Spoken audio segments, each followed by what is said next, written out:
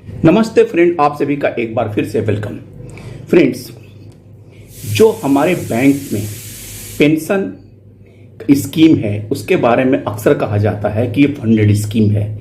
Parliament में भी जब वित्त राज्य मंत्री ने इसके बारे में एक्सप्लोर किया था तो लिखा था कि ये फंडेड स्कीम है और पेंशन स्कीम में कहीं भी पेंशन अपडेशन की कोई क्लास मेंशन नहीं है।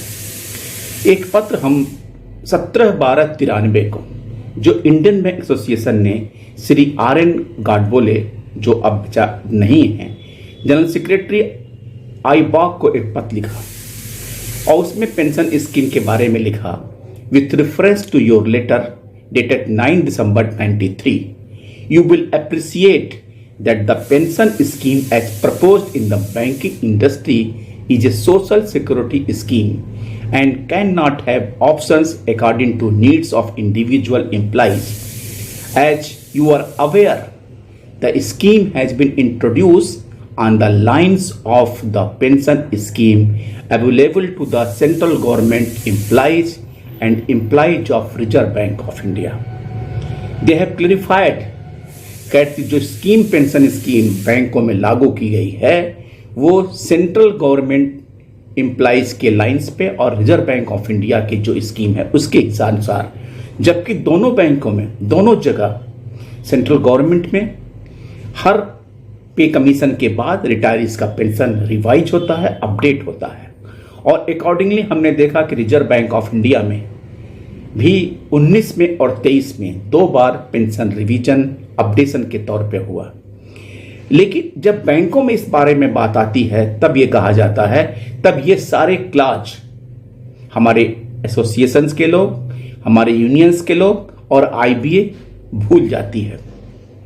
We regret that we are unable to incorporate the suggestions made by you in the package of pension and CPF scheme to be included in the banks. The option is available for existing employees to choose between CPF and pension scheme in its present form after weightage benefits of each option, and as such it may not be feasible to provide further benefits under the scheme.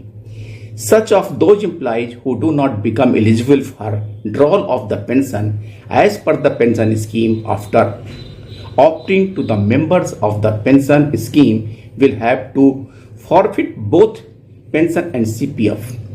Incidentally, it may not be correct to state that there is an element of contributory pension fund in the scheme.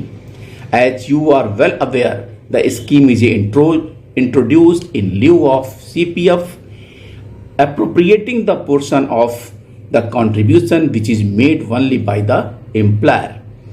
It is in fact an improvement of the benefit offered by the employer in the erstwhile CPF scheme, and the scheme cannot be described as contributory pension fund.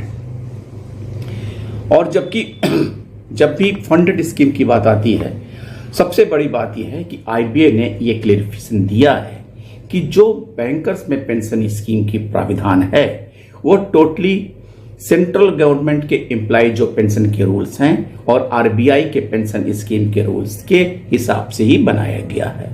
तो फिर इस बारे में कहाँ पे संशय है कि जब पेंशन अपडेशन रिवीजन की बात आती है तब ये कहा जाता है कि इसमें कोई क्लॉज नहीं है, जबकि सेक्शन 35(1) में इंटरप्रिटेशन की बात है। ये साफ साफ जाहिर है कि पेंशन अपडेशन का प्रोविजन है। जब तक इसमें जबकि IBA और गवर्नमेंट की तरफ से हमेशा निगेटिविटी आती है और यूनियन भी उनका साथ देती है। ऐसे में जब तक कोर्ट का कोई वर्डिक्ट नहीं आता है तब तक नहीं लगता है कि पेंशन रिवीजन या अपडेशन का काम होने की संभावना है। थैंक यू फ्रेंड्स, नमस्ते।